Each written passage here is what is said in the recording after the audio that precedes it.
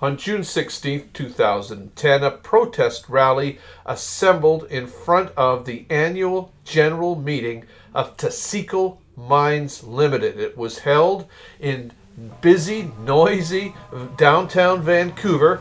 The people were there to protest plans by Taseko Mine Ltd. To construct a copper and gold mine in the heart of Chilcotin Nation territory. Several Chilcotin Chiefs and representatives were there to speak of their opposition to the mine plans, which would require the draining of a lake, Fish Lake, in order to put in a toxic waste dump. Hear what the people had to say. In front of the Taseko Mine Ltd. Annual General Meeting, we would like to let the investors be aware that we are here and our land is not for sale.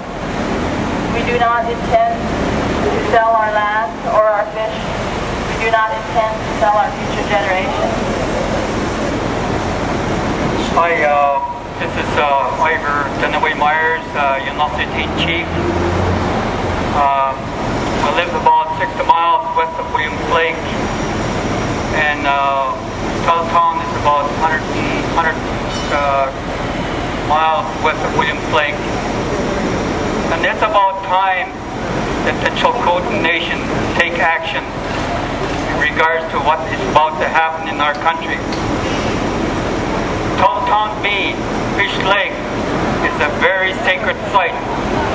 It's a burial site, and it's also one of the purest water in the country. There's a lot of trouts there that our ancestors had used, and they're going to destroy this lake. Shame on Taseko Mine. And I wish that Stephen Harper listens to our concerns. And it's not right to destroy some of the beautiful parts of our country. We do not want to see toxic waste brought into our country.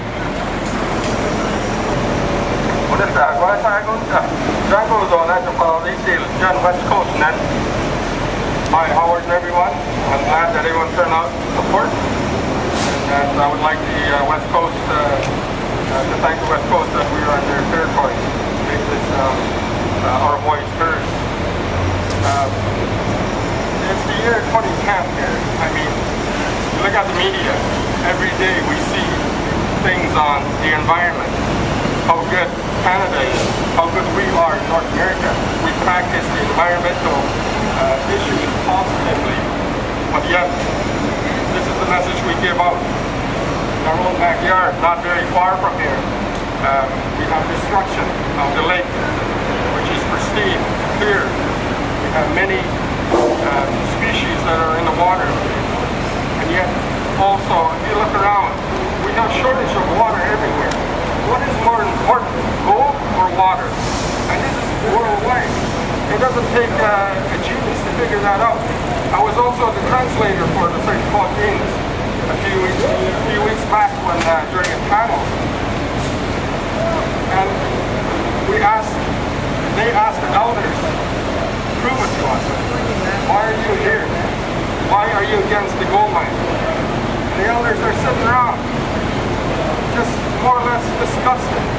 Why are we here trying to explain ourselves in our own land, that we have been here for generations and generations, but yet to face foreigners in front of us and say to them, this is our land. We lived here for thousands of years. And this is a lake that we have been working. We have fishing there, we do this, we have sacred lands, we have burial lands. These are the information that they're told to give in front to the foreigners. And in the end, it's kind of like a shame. You know, it's really hard for them to say, hey, this is our land, when they have been living here for thousands of years. And when the foreigners have lived here close to 200 years, and there's so much destruction. So, and that's where we stand. Again, we appreciate everyone here, and for the people that are all throughout the world that are looking at us in unity. So try not to come. Usually I don't need these microphones, but with all this construction, maybe I do. So I'm here from the Wilderness Committee to show support for the Chilcotin Chiefs and the Chilcotin people. And to say that, look, regular people across Canada and around the world get it. You don't turn a beautiful lake, a source of food for thousands of years, into a toxic waste dump. People get that. People get that just as we can look back 100, 200 years, we are also capable of looking forward 100 and 200 years, and guess what? Beautiful food sources, beautiful clean water are going to be important 200 years from now. What's going to be horrible 200 years from now is a toxic, leaching waste dump. And these things go on for centuries. So of course the Chilcotin people don't want this horror in the middle of their territory. And we have examples right here in this neck of the woods. The Britannia mine also had promises not to poison the water. But the Britannia mine on the way up into Squamish territory did poison the water. It poisoned the water so bad that the Britannia copper mine was the largest source of acid mine drainage in North America, and those who made the promises could not keep them. And they could not keep them to the extent I'm old enough to remember the Sun Salmon Derbies, where people were invited to go out and fish for Chinook salmon in Howe Sound.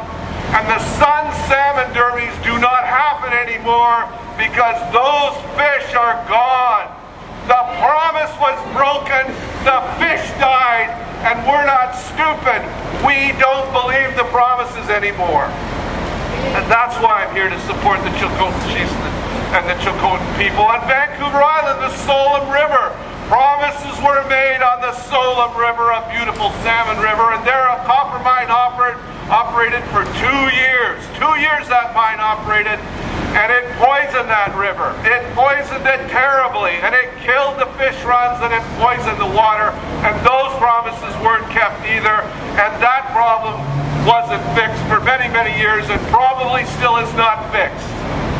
So of course, nobody in their right mind would want to see Fish Lake wrecked, covered in toxic waste, dammed, and nobody believes in a fake lake promise. We don't believe in a fake lake promise.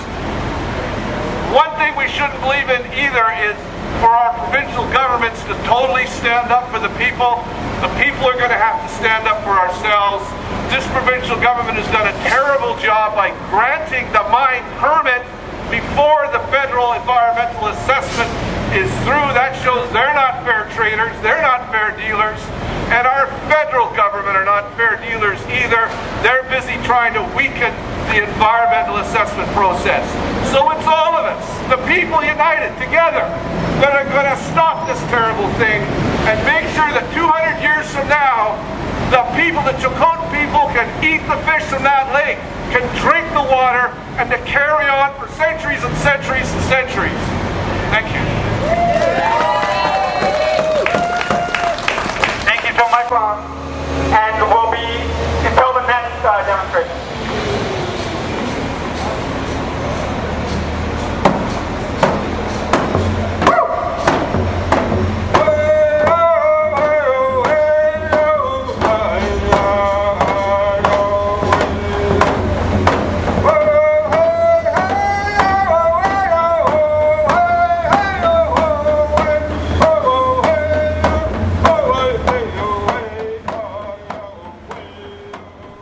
This has been Joe Foy for the Wilderness Committee. Bye for now.